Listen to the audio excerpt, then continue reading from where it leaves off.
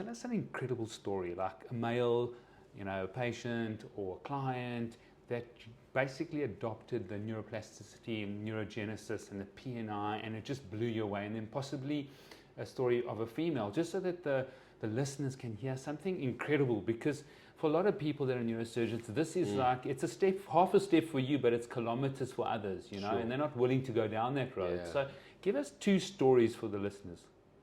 Okay, so the one is a classical one. I mean, this one has been on TV. It was on Carte Blanche in the earlier days, and it actually put us on the map. It didn't put the model on the map, because ultimately I developed an application.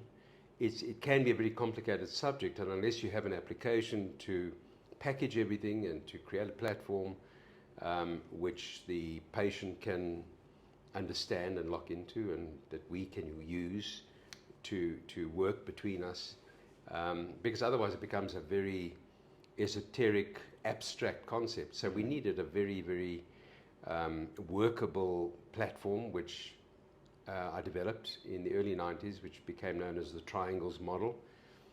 And then all its applications, and hence it became known as the triangles model applications, and the name of the company is the TMA. So that's really how that all happened. And so in the early days of the TMA, I had a patient who was referred to be my neurologist in this clinic with severe headaches. She was in her 40s and had been an editor of a magazine, a traveling magazine, developed these severe headaches, and was referred to me. And to put it in a nutshell, she had had a malignant melanoma skin nodule which had been removed, and assured that it had been totally removed, and unfortunately with melanoma we're never sure. And she now presented with 4 secondary melanomas in the brain and 3 in the chest. So from a medical perspective, statistically, her prognosis was not going to be more than 6 weeks to 3 months with that type of picture. And that's with or without treatment. Melanomas in the brain are not really receptive to radiation nor to chemotherapy, because the drugs don't cross what's called the blood-brain barrier. It's a barrier that's between the blood vessels and the neuronal cell, the brain cells. And so what I did was I could access the biggest one, which was near the front. So she underwent brain surgery, craniotomy, brain surgery, and I removed the front tumor. And then applied this PNI program, the triangles model. I applied it to her and supported her in applying it into her life.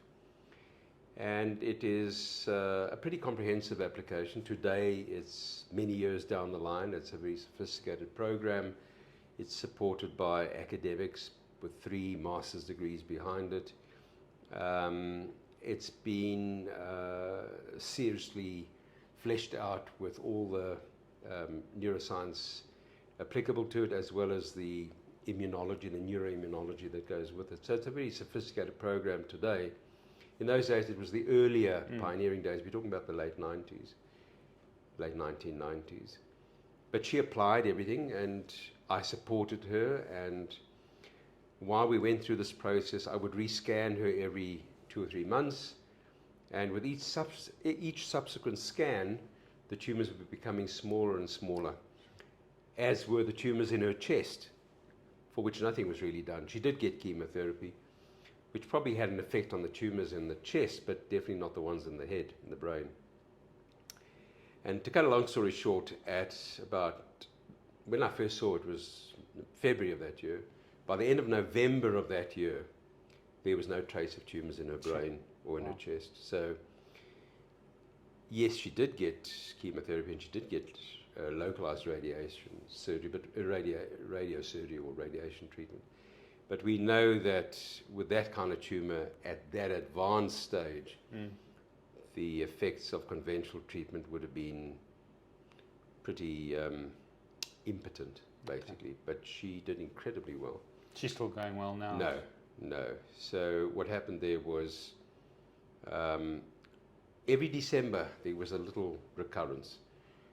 And it appeared that it was a personal thing that used to happen every December in family holidays, Sure.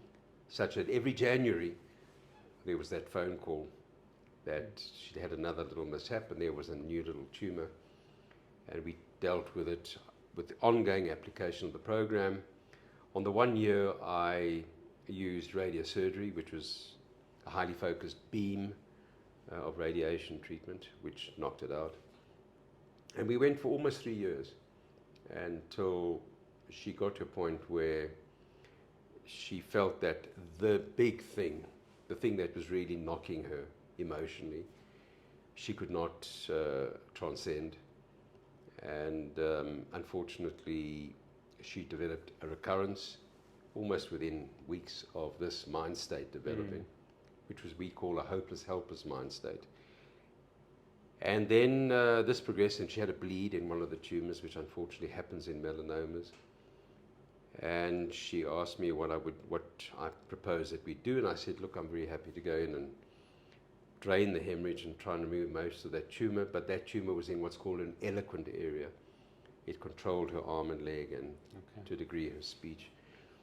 And she opted, therefore, to throw in the towel, essentially, that she accepted defeat and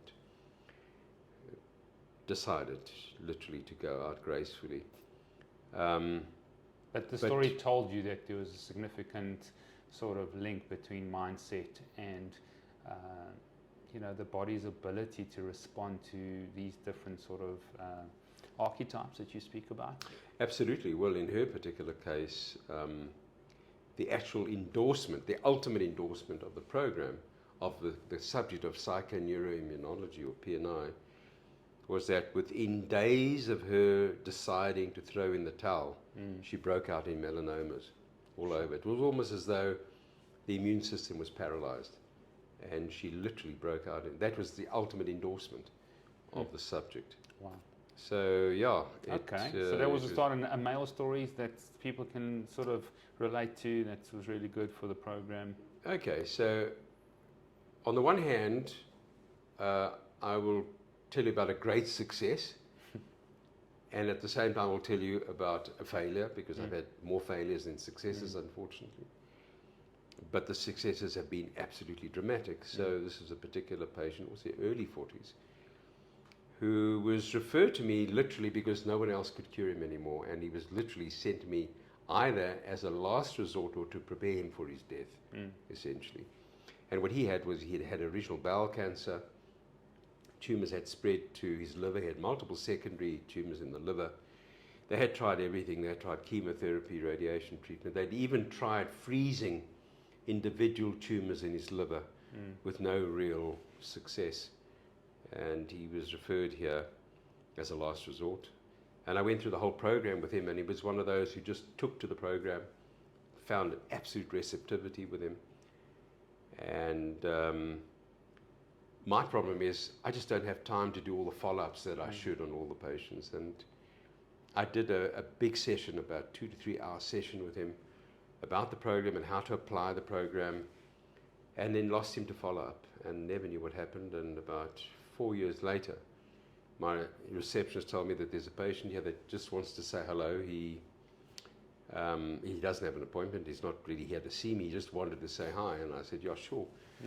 And so we opened the door, and he put his head in, and he said, Doc, you may or may not remember me, but I was the guy with the multiple secondaries in the liver.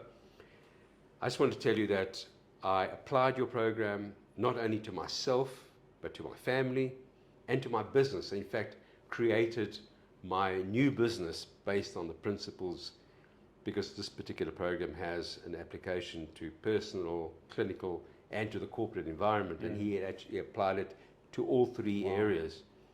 And at 4 years, he had just been for his scan, and he was absolutely clear of all tumors. Sure. So that was an incredibly dramatic story, an amazing Now, how do you story. explain this to your colleagues, and how do you explain this to Well, I tell them, but in fact, they, unfortunately, people are still locked into that mechanistic biomedical model. And